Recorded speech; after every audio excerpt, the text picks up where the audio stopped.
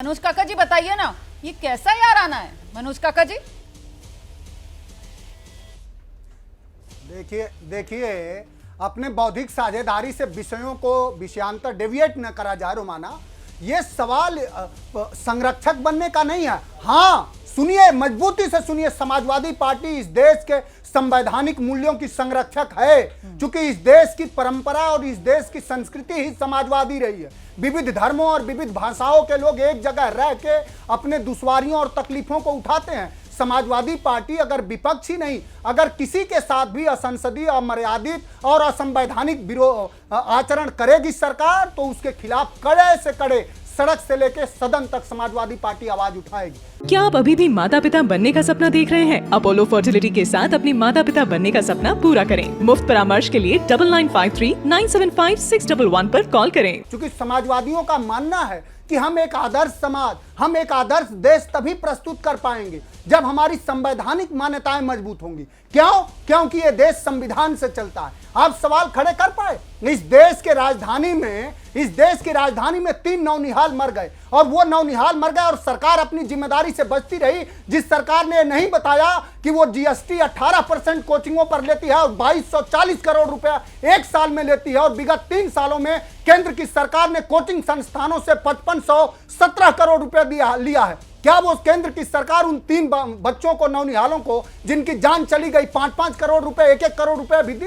आप सवाल खड़े करने से घबराते हैं और बौद्धिक साझेदारी करके आप बचाव कर रहे हैं भारतीय जनता पार्टी का। समाजवादी पार्टी निश्चित रूप से इस देश के संविधान का, हमारे नेता माननीय अखिलेश यादव निश्चित रूप से ये जो विपक्ष है, ये तो बहुत ही आक्रामक विपक्ष हो रहा है, और ये तो किसी मुद्दे पर, किसी मोर्चे पर छोड़ने को तैयार नहीं है। मतलब इसने तो यहाँ पर नैरेटिव ये पूरा का पूरा बिल्ड कर दिया है कि साहब इस देश को संविधान से ही चलना होगा, लोकतंत्र को बचाना होगा, और इसके लिए भले ही लोकसभा ही नहीं, राज्यसभा में भी अगर सभापति को भी आईना दिखाने का काम करना हो तो हम पीछे नहीं हटेंगे। तो सर मतलब मुश्किल तो फिर सत्ताधारी गठबंधन एनडीए की। कृष्णा हेगड़े जी क्या करेंगे अब? रोमाना जी, देश तो संविधान के हिसाब से ही चल रहा है और जो देश की परंपरा है उसी तरह से चल रहा है। लेकिन इशू ये है कि लोगों का जो मुद्दा है, लोगों के जो इश्यूज है, उसके ऊपर इनको पार्लियामेंट में डिस्कस नहीं करना है, इनको वॉकआउट करना है। और ये पहली बार नहीं हुआ, 3 बार ये हार चुके हैं, और हर बार जब पार्लियामेंट होता है ये वॉकआउट ही करते हैं। इनको कोई ना कोई इशू चाहिए। अभी मेरे मित्र काका जी ने कहा कि भाई नारियों का पूरे देश में अपमान हो गया। अरे कैसे अपमान हो गया? उन्होंने, स्पीकर साहब ने कहा, उपराष्ट्रपति साहब ने, कि लास्ट स्पीकर प्लीज मैडम। तो इसमें अपमान क्या हुआ? मुझे लगता है उन्होंने एकदम सम्मान से बात किया था जया बच्चन जी से। लेकिन जया बच्चन जी का अगर आप टोन देखें तो मुझे लगता है कि उस पर शंका होनी चाहिए कि वो क्या करना चाहती थी और क्या क्या क्या उन्होंने किया। आप पार्लियामेंट में आपको लोग चुनते हैं या नॉमिनेट करते हैं तो किसके लिए करते हैं?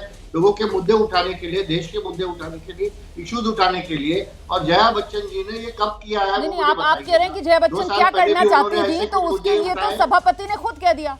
सभापति ने कहा कि आप जो हैं, आप मेरा जो रेपुटेशन है आप उसको खराब करना चाहती हैं। आप सवाल नहीं पूछ सकती हैं मेरे टोन पर, मेरी भाषा पर आप सवाल नहीं पूछ सकती हैं। ये कहा, ये सभापति ने कहा। बाद में उन्हें कहा कि अब आप बैठ जाइए और सुनिए। उन्होंने ये सब उनको सुनाया। लेकिन जो बात आप कह रहे हैं सर कि ये विपक्ष, पूजा त्रिपाठी, सवाल यही है आपसे मेरा कि क्या ये विपक्ष, कांग्रेस पार्टी सदन को नहीं चलने देना चाहती? ये बार बार सत्ता पक्ष की तरफ से कहा जा रहा है कि ये लोग चाहते ही नहीं है कामकाज हो, इसीलिए बहाने ढूंढते हैं और वॉकआउट कर देते हैं।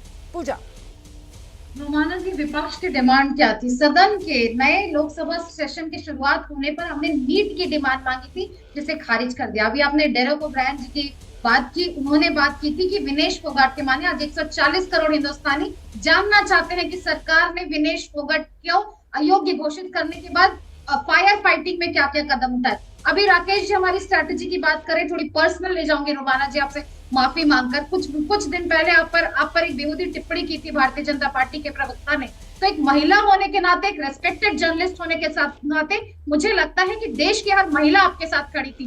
तो वही आज जब समाजवादी पार्टी, आज जब अखिलेश जी राहुल जी के लिए खड़े होते हैं कि आप ये कैसे कह दिए कि जिसकी जाति का पता नहीं, तो यह बात पार्टी लाइन से ऊपर हो जाते हैं, यह बात संसदीय गरिमा की हो जाती है। आज जब जया बच्चन जी मल्लिकार्जुन जी के लिए खड़े होती हैं कि आप कैसे पूछते हैं कि इनका नाम मल्लिकार्जुन कैसे है, तो यहाँ पर भी हम बियॉन्ड पार्टी लाइन सही के साथ खड़े हैं। और आज देश में समूचा विपक्ष सच के साथ सही के साथ खड़ा। और हमारी डिमांड बस इतनी थी कि उन्होंने सदन में बेइज्जती की थी मल्लिकार्जुन खड़गे की, अनिंदनीय भाषा की थी, अशिष्ट भाषा का इस्तेमाल किया था, तो सदन में माफी मांगते बात खत्म हो जाती, पर नहीं, उन्होंने प्राइवेट में माफी मांग ली। जगदीप धनखड़ जी सदन का प्रतिनिधित्व करते हैं, तो हर कोई सदन का मेंबर उनके लिए इक्वल होना चाहिए, चाहे वो जया बच्चन जी हो चाहे हर कोई हो।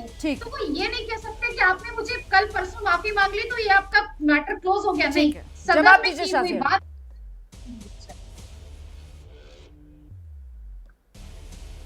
चाहे आप एक्टर हो, चाहे आप सेलिब्रिटी हो, चाहे आप मिसेस अमिताभ बच्चन हो, आप जो भी हो, वहां पे आप एक सांसद हैं और हर एक सांसद का फर्ज है कि संसद की गरिमा का ध्यान रखे, सभापति का और खुद की गरिमा का भी। और मैं ये भी कहूंगी, जब राहुल गांधी के पूछते हैं सवाल ओम बिरला जी से और कहते हैं आपने मेरा किस तरह से सम्मान किया और आपने औरों का कैसे किया, तो बताना पड़ता है ओम बिरला जी को कि वो आपसे उम्र में बड़े हैं, इसलिए मैं उनका ये मेरे संस्कार हैं। जब वो मुकाबला अपना नरेंद्र मोदी जी से कर रहे थे। और जहाँ तक बात है इनकी सुनियोजित, प्री प्लान्ड, प्री मेडिटेटेड ये पूरी जो थीम कि हम लोग हंगामा करेंगे, आपको याद है पहले सेशन में क्या हुआ, किस तरह से राहुल गांधी ने बार बार रूल तोड़े, पोस्टर्स दिखाते रहे, ये तक कहा कि मैं आपसे सवाल पूछूंगा, तो भैया ओम बिरला जी ने हाथ जोड़कर कहा भाई आप हमसे नहीं पूछ सकते हैं सवाल। उसके बावजूद और उसके बाद जब प्रधानमंत्री जी बोले लगातार वी वांट जस्टिस बोलते रहे, और जब जवाब जो है बहुत ज्यादा तीखे हो गए और एक्सपोज हुए तो सब के सब भाग के खड़े हो गए। इससे पहले क्या हुआ, चाहे राफेल हो, चाहे पेगासस हो, चाहे कोई और मुद्दा हो, ये लोग जो है सिर्फ और सिर्फ वॉकआउट करते हैं। अभी बात कर रही थी पूजा जी महिलाओं की मर्यादा की, 12 साल की बच्ची का रेप होता है अयोध्या में, अब देश जी को बचाया जाता है क्योंकि उनके मित्र है मोहित खान। तब क्या होता है, तब नींव मुंह खुलता है, ना जयाप्रदा जी का ना सोनिया गांधी का। ये बड़ी महिला का अपमान हो गया, जिनको जया जी मैडम कहा जाता है। मेरे ख्याल से मुद्दे से हम भटक जाएंगे, इसी वाले मुद्दे पार कीजिए आप।